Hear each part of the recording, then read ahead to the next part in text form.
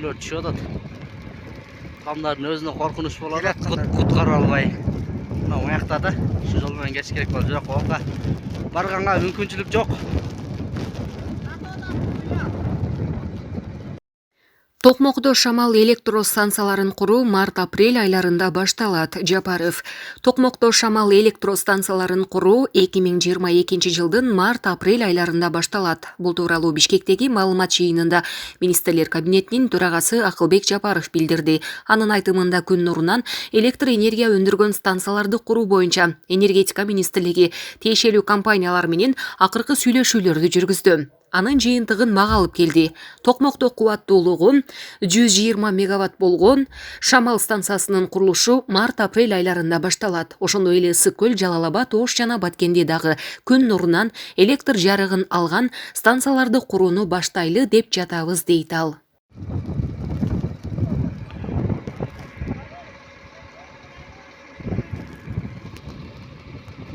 Көчкүлөр түшүп атат.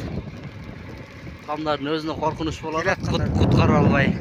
Мына оякта да ушу жол менен кетиш керек болуп, бирок ока барганга мүмкүнчүлүк жок.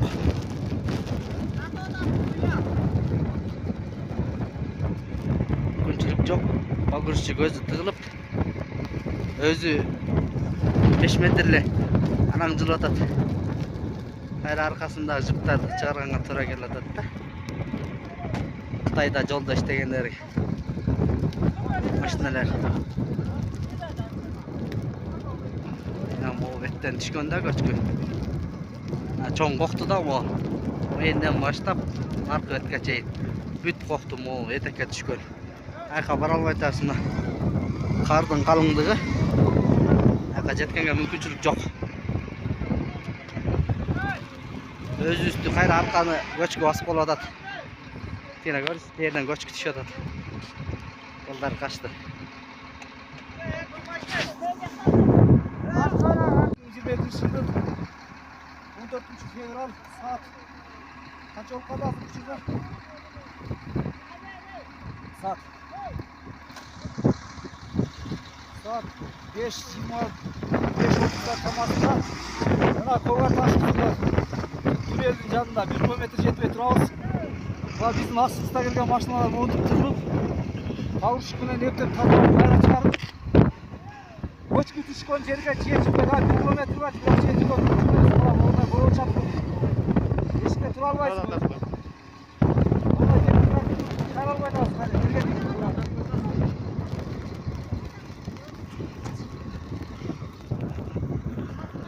Hey!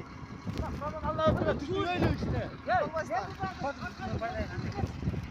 Кумтөр 2021 жылы салыктан тышкары 220 миллион доллар таза киреше берди. Бул тууралуу бүгүнкү маалымат жыйынында министрлер кабинетинин төрагасы Акылбек Жапаров билдирди. Бүгүнкү күндө алтын кени кыргыз элинин пайдасы үчүн иштей баштагандыгын, ал эми Сентера менен 15 мартка чейин тынч ажырашууну макулдаштык деп кошумчалады. Марттын 15-ине чейин биз алар менен тынч ажырашууну макулдашып бүттүк. Жакынкы арада урматтуу президент айтып чыгат, биз толук маалыматтын баарын беребиз. Мына жылдын аягын бүтүрдүк. Жалпы жонунан 326-329 миллион долларга чейин киреше көрдү. Өзүнүн резервдик көрсөткүчтөрү бар. Анан өзү оборот капиталы дагы керек. Бир айда бул компанияга 35 миллиондон 50 миллион долларга чейин акча керек. Ошо акчаларын алып койсок, бюджетке 220 миллион доллар таза киреше берип атат да. Бул салыктан башка. Жапаров буга чейин 410 тонна алтын сыртка сатылып кеткен деген, мындан ары Кыргызстандын ичинде алып калсак деп жатабыз деген пикирин ачыктады. Ошондой эле ар бир кыргызстандык сатып алууга мүмкүн болгон алтын тыйын чыгаруу каралып жатканын айтты. Биз мындан ары колубуздан келсе алтынды Кыргызстандын ичинде алып калсакпы деп атабыз. Азыр ага өкмөттүн, улуттук банктын, дагы бөлөк банктардын мүмкүнчүлүктөрү бар. Дагы 1-2 жыл, бирок 1 жылдын ичинде биз Кыргыз элине дагы ар бир үй бүлөдө алтын туяк болбосо дагы алтын Кыргыздын алтыны болсун деген ниетте. Мына азыр 1000 доллар 1 жылкы деп монета чыгарайлы деп атабыз. 1 граммдан 10 килограммга чейин алтынды дагы биздин жарандар сатып алсын деп биз ошолорго чыгарып берип атабыз. Комтөрдү калкалагандардын баарын УКМК төрагасы Камчыбек Ташиев жоюп салды, деди Жапаров. Мунун жыйынтыгынын аркасында казынага 31 миллиард сом түшүп жаткандыгына токтолду. Буга чейин алтынды көрсө периште дагы адашыптыр деп президенттер адашып жүргөн. Аларды турап калгандардын баары адашып, крыша болуп, мына азыр ошо крышалардын баарын Камчыбек Ташиев жойгондуктан 31 миллиард сом түшүп атпайбы? Жапаров журналисттердин суроолоруна жооп берип жатып, Кытай, Кыргызстан, Өзбекстан темир жолун Нарын облусунун аймагынан Макмал аркылуу Жалал Абад облусунан Өзбекстанга чейин куруу сунушталып жаткандыгына токтолду. Мындан сырткары Орусия менен бирге Кара Кече, Кочкор, Балыкчы жолунун курулушун баштоо пландалып жатканын белгиледи. Макмал аркылуу Жалал Абадка барып, анан Өзбекстанга өтөт. Биз орустар менен чогуу быйыл өзүбүздүн күчүбүз менен Рыбачыдан Кызартка чейин, Чайекке чейин темир жолду кура баштадык. Орусиянын компаниялары болсо, илгерки маршрутту билесиздер, ошо Казармандан Кара Кечеге чейин келип, Кара Кечеден Рыбачыга, анан мындай кетчү да. Азыр ошо бөлүгүн орустар менен кура берели деп атабыз. Тияктагы бөлүктү болсо, азыр ошо Казарман аркылуу Кыргызстандан өтөт, Жалал Абадка барат, анан Өзбекстанга өткөн маршрутту эң лайыктуу деп эксперттер таап атат. Бирок окончательный вариантын эми сиздерге чыгарып беребиз да биз. Камбарата 1 жана 2 ГЭСтеринин курулушу апрель айында башталат. ГЭСтин кубаттуулугу 1860 мегаватты түзөт. Президент Садыр Жапаровдун тапшырмасына алайык ГЭСтин курулушунун биринчи этабын өзүбүз жүргүзөбүз, деди министрлер кабинетинин төрагасы. Садыр Нуркожоевичтин тапшырмасы менен быйыл Камбарата 1дин биринчи этабын өзүбүз баштагандабыз. Жакынкы арада финансы министрлиги евробондторго ошолордун рыногуна чыкканга аракет кылып атат. 500 миллион долларга чейин. Ал эми биринчи инфраструктурасын түзүүбүзгө 18,8 миллион доллар керек экен. Биз таптык, бюджетте бар. Буюрса 1 апрелден баштап баштайбыз. Бишкекте бир эле мезгилде 15 мектептин курулушу башталарын, министрлер кабинети дагы 5 мектептин курулушуна каражат бөлүүгө даяр экендигин убадалады. Президенттин тапшырмасы бар. Быйыл 70%дан өткөн школдун баарын бүтүргүлө деген. Биз ошонун үстүндө иштеп атабыз. Кап салымдарыбызда 3 миллиард сом караштырылган.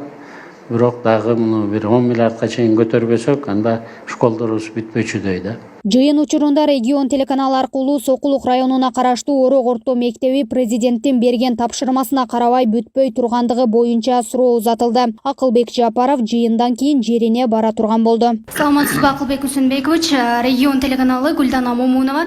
Мен жогоруда айтылгандай мектеп маселесин көтөргүм келип турат. Буга чейин Сокулук районундагы Орок орто мектебин президент Садыр Жапаров маалымат жыйынында жеке өзүңүзгө тапшырма берди эле. Декабрь айына чейин ушул мектептин курулушун аяктап балдарды киргизгиле деп. Бирок тилекке каршы ал мектеп азырга чейин бүтпөй турат. Президенттин тапшырмасы аткарылбаганына эмне себеп болду? Биз январь айында разбор болгонбуз. Ошондо мага ушуну айтышты эле да. Мен азыр Орокко түштөн кийин ошо Орок мектебине барып, азыр жеринен көрүп чыгайын. Президент айтты, аткарылыш керек да. Биз аткаруу бийлиги болгондон кийин ошого өтүшүбүз керек да. Мындан соң министрлер кабинетинин төрагасы дароо мектепке барып, окуу жай менен таанышып, орто боз чиновниктерге кайрылып, эмне себептен мамлекет башчыларынын тапшырмасын аткарбай, саботаж кылып олтурушкандыгы боюнча суроолорду кабыргасынан койду. Сиз бердиңиз беле вопрос? 5-күн ачабыз келүүнү. Неге 3 ай бой кечикти, декабрда ачылыш керек болчу? Азыр айтып бергиле, эмне үчүн себеби? Абдиназир, кана сиз айтыңыз. Бакчалары толук бүтүрүлгөн. Бул жерде кээ бир материалдар заказ берип туруп Россиядан алынган, мисалы спортзалдын площадкалары, оборудованиялар. Ошонун негизинде каникулга чыкканда биз мектептин директору менен сүйлөшүп туруп, өзүбүз срогунда кылдык. Бүгүнкү күндө газ даяр.